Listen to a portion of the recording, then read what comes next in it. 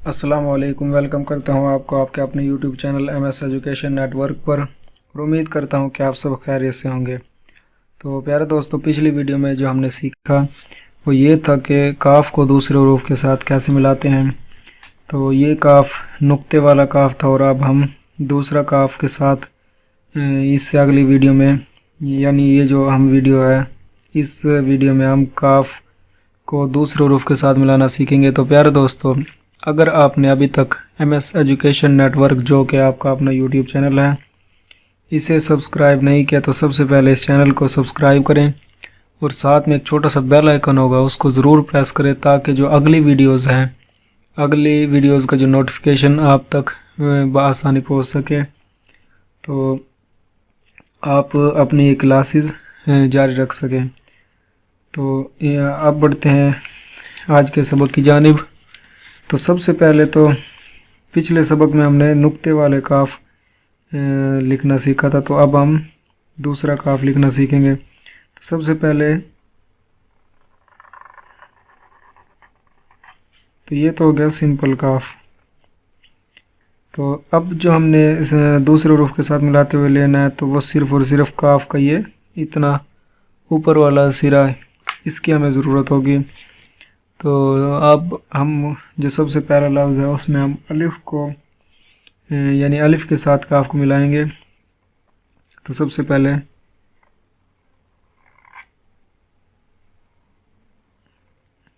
तो प्यारे दोस्तों, ये हमने काफ को अलिफ़ के साथ मिलाया।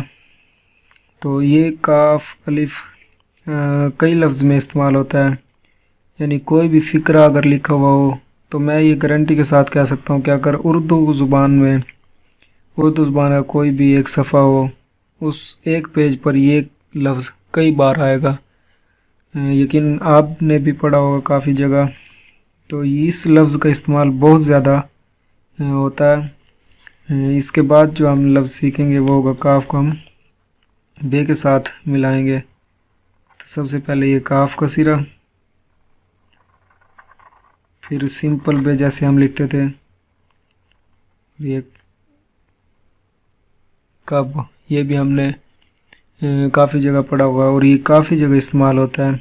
तो अगर आप ये लिखना सीख लेते हैं तो बहुत सी जगहों पर आप कैलीग्राफी, यानी अगर पेपर प्रेजेंटेशन, कोई हेडिंग्स वगैरह हो, तो ये चीज़ें आपके लिए बहुत ही, जैसे अगर कोई सवाल हो जो कि आपने पेपर प्रेजेंटेशन देते हुए कोई हेडिंग्स वगैरह में लिखना हो, तो कब, क्यों, कैसे, तो ये सवालात में आते हैं।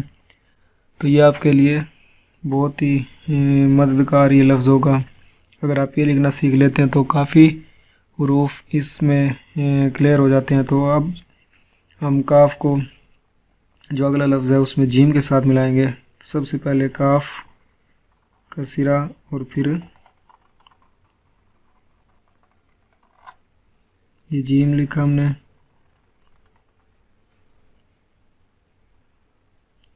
तो ये हमने काफ को जीम के साथ मिलाया, ये भी काफ़ी आसान था। तो इसके बाद हम जो अगले लफ्ज़ में हम काफ को दाल के साथ मिलाएंगे, काफ का सिरा और अब ये दाल। तो इसी तरह हमने काफ को दाल के साथ मिलाना भी सीख लिया। तो सबसे पहले हमने सीखा काफ को अलिफ़ के साथ मिलाना, फिर काफ को बे के साथ, फिर काफ को जीम के साथ, काफ को अब दाल के साथ।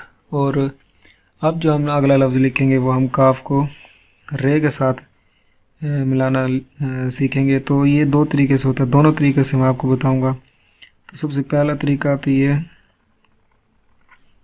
इस तरीके से कि ये बिल्कुल इस तरीके से आएगा, और जबकि दूसरा मैं थोड़ा सा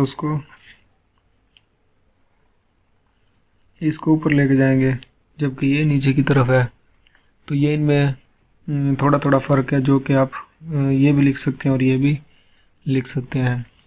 तो इसके बाद जो अगला लफ्ज़ है वो हम काफ को सीन के साथ मिलाना सीखेंगे। तो सबसे पहले काफ का सिरा, फिर ये सीन के 3 सिरे बनाएंगे।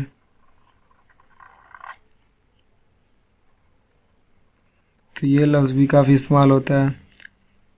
क्यों, कब, किस तरह, तो ये सवालात में काफ़ी जगह ये इस्तेमाल होता है। तो ये हमने छोटे सीन के साथ मिलाना सीखा, अब हम बड़े सीन के साथ भी मिलाना काफ को सीखेंगे। तो सबसे पहले काफ का सिरा और अब ये सीन हमने लिखा।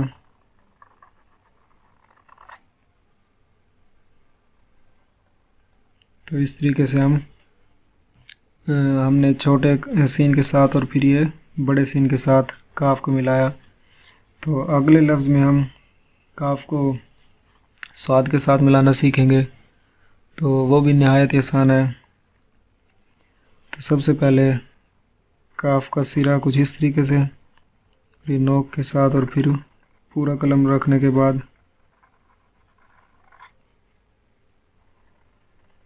ये हमने काफ को स्वाद के साथ मिलाया। अब हम काफ को तोई के साथ इससे अगले लफ्ज़ में मिलाना सीखेंगे। तो प्यारे दोस्तों, अगर आपको अभी तक इस पूरे सबक में कोई भी आपको या ऐसी बात है जो आपको समझ ना आई हो, तो आप कमेंट बॉक्स में मुझसे पूछ सकते हैं। तो आपकी जो भी मुश्किलात होगी वो मैं आसानी के साथ दूर करने की कोशिश करूँगा। तो इससे जो अगला लफ्ज़ है वो हम काफ को तोय के साथ मिलाना सीखेंगे। तो सबसे पहले काफ और फिर ये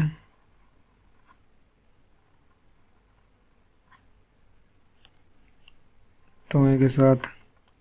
तो ये लफ्ज़ आपने पहले भी लिखा है बे को तोय के साथ मिलाते हुए, सिर्फ ये थोड़ा थोड़ा फ़र्क होता है। तो इसीलिए मैं कहता हूँ कि आप अगर प्रैक्टिस करते रहेंगे पिछले असबाक की, तो अगले असबाक ऑटोमेटिक आपके लिए आसान होते चले जाएंगे। और जिस तरह आप पहला सबक, फिर दूसरा, तीसरा, और इसी तरह अगर आप, मैं ये यकीन के साथ कह सकता हूँ कि आप काफ तक पहुँचेंगे तो कई चीज़ें इस तरह होंगी कि आप बग़ैर देखे भी लिख सकेंगे, बग़ैर सीखे भी लिख सकेंगे। तो प्यारे दोस्तों, अब हम आज के आखिरी लफ्ज़ की जानिब बढ़ते हैं, जो कि बहुत ही आसान है। काफ को आखिरी लफ्ज़ में हम आइन के साथ मिलाना सीखेंगे। तो सबसे पहले जो ये हम लफ्ज़ लिखेंगे वो होगा, यानी काफ का सिरा बनाएंगे और फिर ये आइन,